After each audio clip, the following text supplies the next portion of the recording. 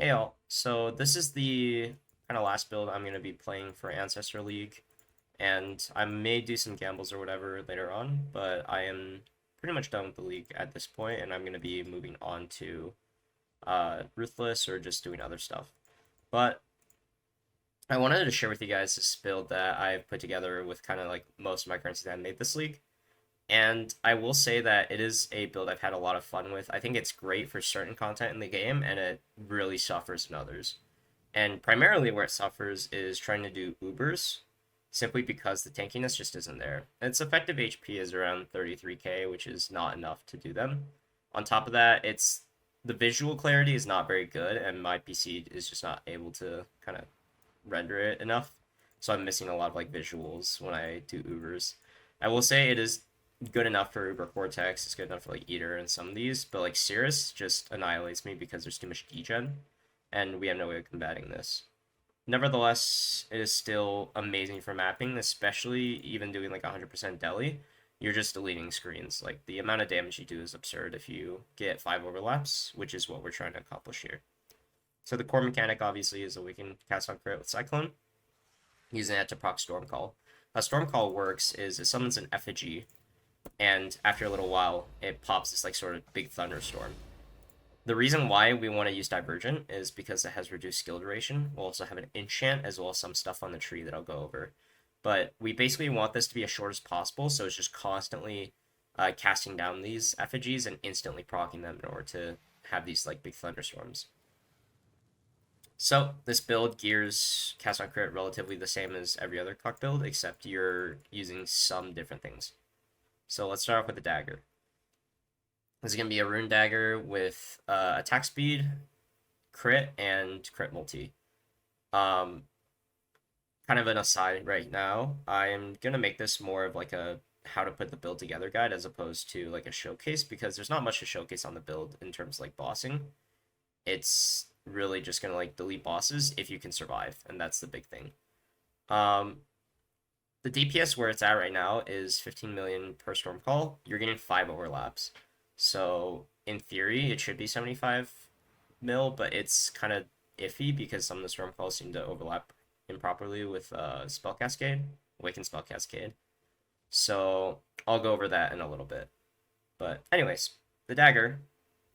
How I crafted this is I bought a fractured with +1 all lightning, and I spammed attack speed essences, so deafening zeals, until I hit crit chance, or until I hit crit multi with crit chance.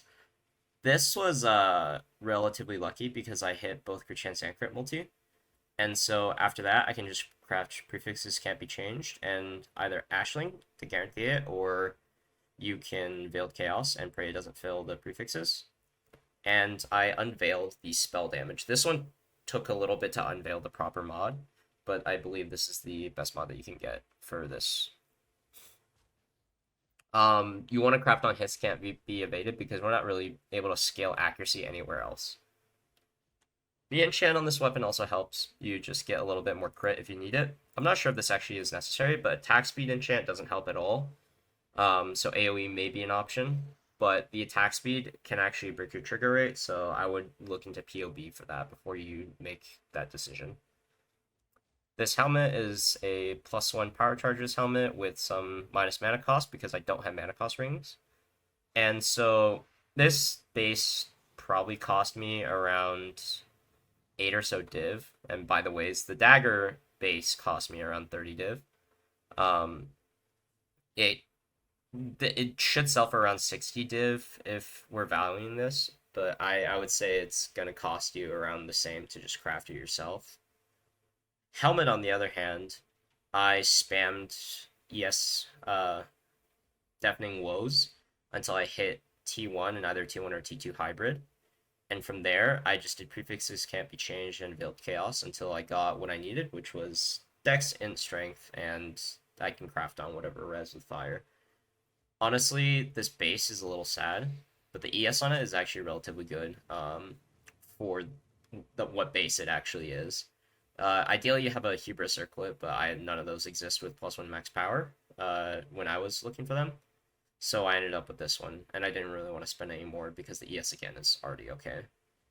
I also needed to get it lab serviced because, very few people play Storm Call, but this was not that much of a problem, and it only costs 5 div as opposed to a lot more for like more meta builds. I'm taking Fizz Mitigation as Elemental on my Prism Guardian, but this is obviously what lets us run low life, so this is a required item, not expensive at all. The Ashes is something that is very important for this build, actually. Ideally, you get as high quality as possible. You may not need the full reservation if you have minus mana cost, but I would say getting max reservation and quality is like, or at least as high quality as you can is pretty important, just because you're already dropping like many divines on this, so you might as well get a decent one. Um, yeah, it's really powerful just to scale the gem levels of our Storm Call, but the quality is what's really important here. And this build actually kind of functions around having quality on certain gems to really make the AoE overlaps like big enough to actually overlap. So Shavs +1. I couldn't find a +3 Shavs, and I don't think I ever will. There were no duration or AoE ones. I believe there's one now for a mirror, but that's beyond my price range that I'm comfortable with, so I'm not gonna go for that. I have a power charge Circle of Regret just to help with reservation and buff effect. This cost me around 40 div, I want to say, and it's just really there for, again, the power charges. I got this one recently, Conductivity plus power charges. I think it was 65 div. Has both of the damage mods, which is awesome, and obviously you can run a Blasphemy support, and your AoE, you're going to curse everyone around you. But I wanted to opt out of that so I could run Purity of Elements for ailment immunity. But this is another ring that is just kind of an alternative to what is your actual best in slot, which is a crafted ring with like T1 ES, Essence Crit Multi, +1 power charge implicit with like whatever else, and then obviously the minus mana cost helps you as well.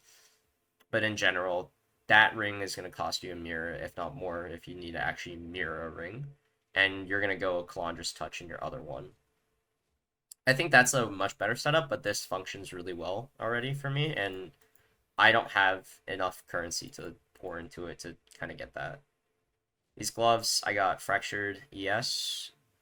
I spammed Deafening Woes on it to hit the T1 ES, flat ES, and I looked for Hybrid T1. After that, prefixes can be changed, and again, Veiled Chaos until I hit the global crit and LE damage if you crit recently. And this is just a really nice gloves. I made sure to get crafted attack speed because 12% is actually my perfect break-even point. Or break, like, it's the highest attack speed I want for my trigger rate. And again, you look at this in PoB, you can kind of just plug in different values and you'll see which attack speed is the best. These boots were completely unnecessary. Unaffected by Burning Brand is just something I really wanted because I was running a lot of Syrian Exarch. So I saved myself a Pantheon, and instead I can take Ralakash for the bleeding, anti-bleeding. Tailwind obviously is very powerful, and I think it helps a lot with like the action speed. Elemental Ailment Avoidance was good for me when I put this build together at the very start. But once I swapped to Purity of Elements, it's kind of a dead mod, so it is what it is. And obviously you need the CDR on the boots. You kind of, again, want to see where your breaking points are. I would say mine is 18%, and anything lower is going to reduce my damage by a very high amount, somewhere near 40%. So yeah, definitely make sure you're doing that properly. Again, Mageblood, kind of necessary for this build because you need to cap your crit and attack speed and all of that. This is running an evasion setup, so I'm currently running 24k evasion, 74%, which is not a lot. Honestly, it's not a very defensive setup. But one thing you do want to note is you can like take evasion rating, move speed, and crit like on separate flasks that aren't like you don't want to crit diamond flask. It's gonna cost you way more than just like a move speed or evasion one. And you also want to reduce mana cost of skills during effect on one of your flasks. Otherwise, everything's going to cost like an insane amount of mana for my last flask, Bottle Faith with effect. This is kind of like a padding choice, but you actually do want this for like bossing because there's certain damage phases where you can just like pop off, and then you need to make sure you're not getting hit by other stuff. If I'm mapping, I'm running at Xeris with use when charges reaches full. This is a little bit of leech. It's not really necessary. The big thing is just the chaos res and a little bit of extra damage, but the survivability is quite nice. It's like 7 to 8% EHP, so I think that's like pretty good as a flask alternative. As far as gem links go, we're going increased duration of Mortal Call and cast when damage taken. This is my setup for defenses. It's actually pretty decent duration. I think it's like 2.5, but we are scaling down our duration on our tree through these nodes, so it's like kind of counterintuitive to do that, but you kind of have to scale some duration with this for it to actually be worthwhile. Running dash, and this is going to have a really nice cooldown recovery rate because we're running enhance with Dread Banner and Divergent Blood and Sand. So with Dread Banner, the anomalous version, I take 7% less damage from nearby enemies because we're scaling so much quality. This thing's getting an absurd amount of quality, right? So we're getting a lot of reduction, damage reduction from this. So it's really important to have the anomalous version. This is what pumps up our AoE like crazy. We have 35% increased AoE from this, plus another 16% more area of effect when we're in Sand Stance, which I think is very, very important to make sure your overlaps are big enough. So this will really pump up our single target, and we always want to stay in Sand Stance. We're never going into Blood Stance or area damage because it reduces our AoE, which is very bad for this build. We're running Grace, Zealotry, and Wrath. Anomalous just gives us more crit multi. It's a min-maxing, not necessary at all.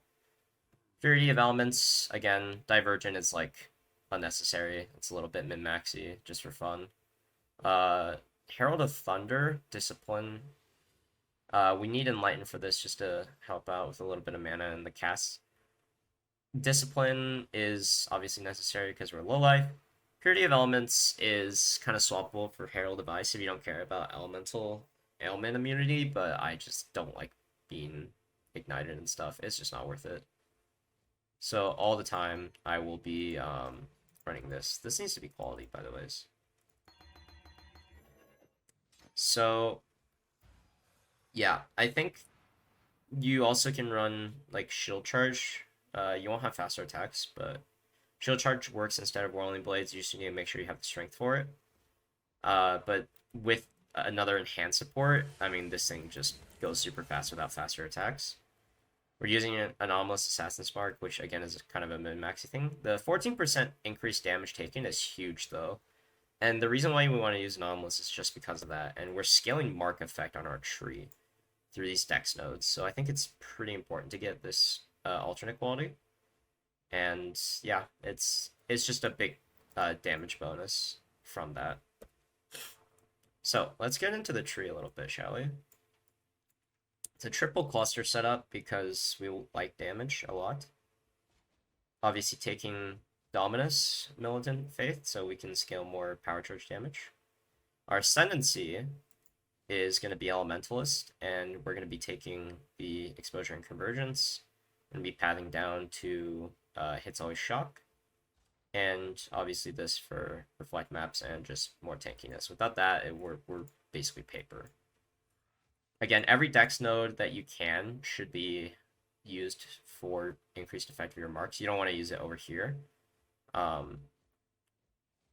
You kind of want more devotion just to get more area damage and mana cost reduction from your Timeless Jewel. The ideal large clusters are Overshock, Prismatic Heart, and Widespread. I have some different ones just because at the time none of them really existed, but now they're like 7 to 10 div. These are kind of budget alternatives. I'm running ES and double crit multi plus a damage mod on most of my jewels. And this is another budget alternative. Ideally, you get triple crit multi, but that is very costly, like 25 div a jewel. I'm running 2 mediums with magnifier and vast power. This is the case with most AoE builds. So, yeah. Forbidden Flash, Forbidden Flame. We're doing Forbidden Power, so we can scale the power charges. And this is like a very, very massive upgrade. This is something you really want to have for this build, like right away. Energy from within in this node is a pretty much a given for low life builds. Gives you a lot of ES. I mean, without this, we're missing out on like 300 ES, so very valuable there. We're running an impossible escape for Magebane, so we can allocate these reduced durations. That way our Storm Call hits a lot sooner.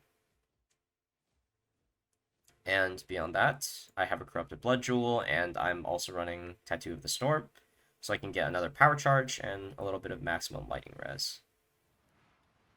There's not much else beyond that to show. Pantheons, I run Solaris or Bossing, Lunaris or Mapping, and Ralakesh is just really nice. You still want a Corrupted Blood Jewel if you can, because even 5 stacks hurts for this build. We just don't deal with degen well at all. But it, again, is not super necessary. So, how this build plays is you're literally just running around and you're spinning Cyclone. It takes a little bit of time to ramp up your power charges, but that's like a couple hits on mobs, so it's not noticeable at all. Main place it's noticeable is in bossing, so your first initial hits aren't going to do any damage. You're going to need some time for it to scale up, and then it'll kind of blast all at once. And yeah, beyond this, you have some other options in terms of actually like gearing this. You can go with some like worse rings.